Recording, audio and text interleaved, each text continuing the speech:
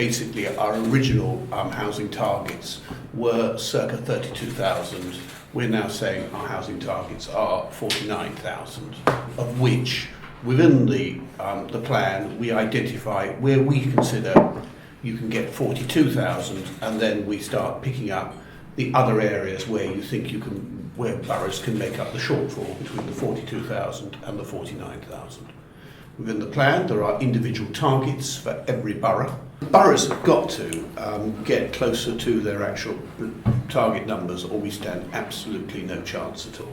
I know the mayor will put pressure on the boroughs to deliver numbers. Well, we are trying to create that, because by setting individual borough targets, it won't be long before developers use those individual borough targets in an appeals, in an appeal sense, and they will obviously be weakened once people do that. The pressures are going to be huge, but the delivery of new stuff, like for instance intensifying densities around town centres and outer London, that's a slow burner. It's not something that's going to deliver quickly.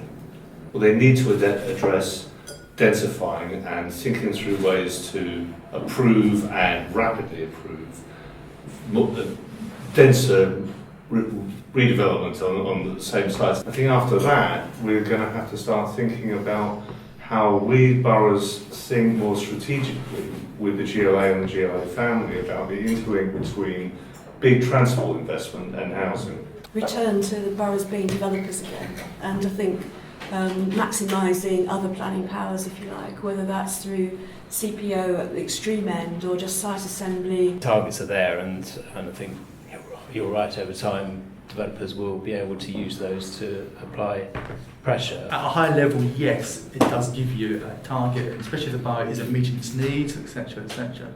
Whether that actually results in more permissions being granted, I don't think so.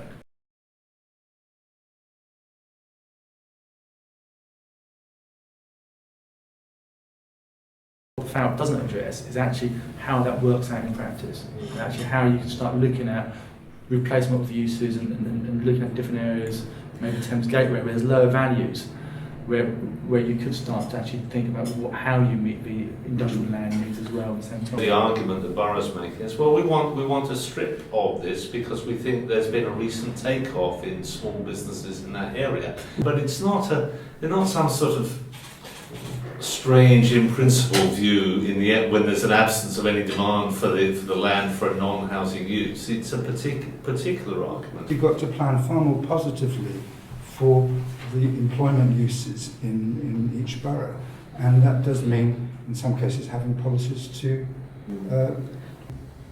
restrict the housing market from taking over these uses, because it's a one-way trip.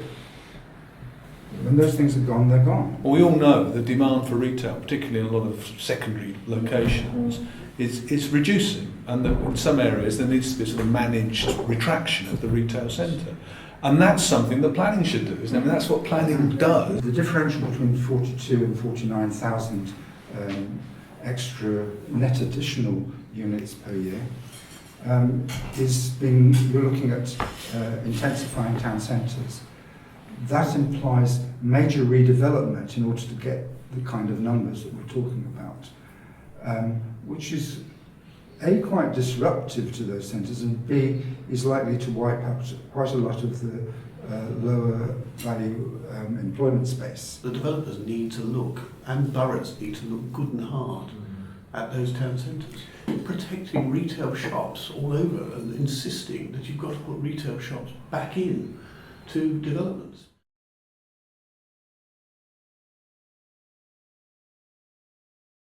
In terms of housing, I think the interesting thing, which to some extent is in the Lions review, is the extent to which London's housing needs are accommodated outside London. MOL and Greenbelt needs to be reconsidered. Yeah, if you drive to Heathrow, it's Greenbelt around Heathrow, and it's absolute tat. We are making a big effort to try and improve that relationship with the authorities around London.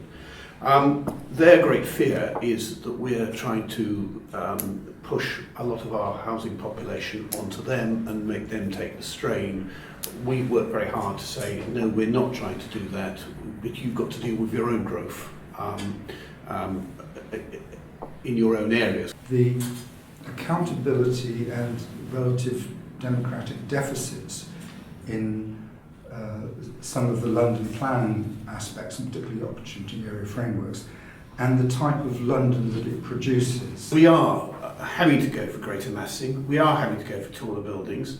I do think that local communities and politicians are going to have to pay much more attention to planning. It is probably the most important single function in the local authority. I think if the figures are going to be published, that starts to provide the evidence base for under delivery, and that, to my mind, would justify a sort of more, interventionist policy in that section. That if these targets aren't met, the mayor will look to intervene through MDCs or use of other tools, and just give a stronger signal to boroughs. The boroughs themselves have got to recognise some of the challenges that have got to come to the table with solutions for these challenges.